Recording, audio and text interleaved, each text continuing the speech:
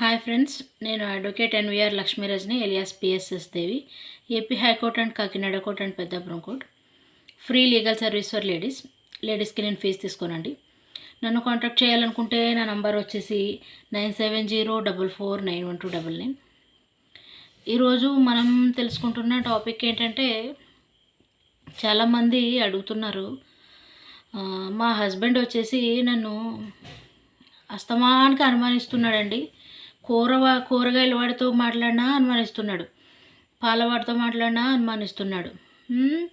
అస్తమాను మా అమ్మగారితో మాట్లాడుతున్నా ఫోన్ తీసి ఎవరితో మాట్లాడుతున్నావు, దేనికి మాట్లాడుతున్నావు, నీ బాయ్ ఫ్రెండ్ ఎవడన్నా ఉన్నాడా, ఇవన్నీ అడుగుతున్నాడు నన్ను.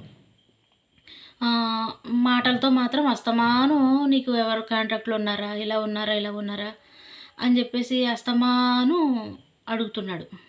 సో ఆ రీజన్ మీద ఆ రీజన్ వచ్చేసి క్రూయాలిటీలోకి వస్తుందా. అస్తమాను నన్ను తిడుతున్నాడు, అస్తమాను మాటలతో చిత్రహింసలు పెడుతున్నాడు.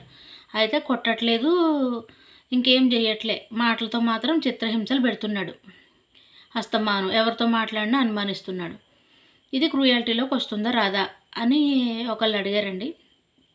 ఖచ్చితంగా క్రూయాలిటీలోకి వస్తుందండి. ఫిజికల్ హెరాస్మెంటే కాదు, మెంటల్ హెరాస్మెంటు కూడా క్రూయాలిటీ అండి.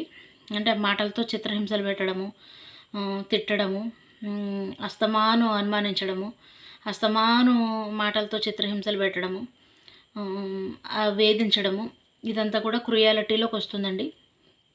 సో క్రూయాలిటీ అంటే కేవలం వచ్చేసి కొట్టడమే కాదండి.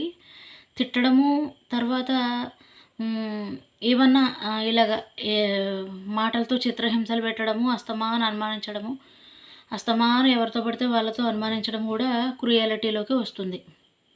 Thanks for watching.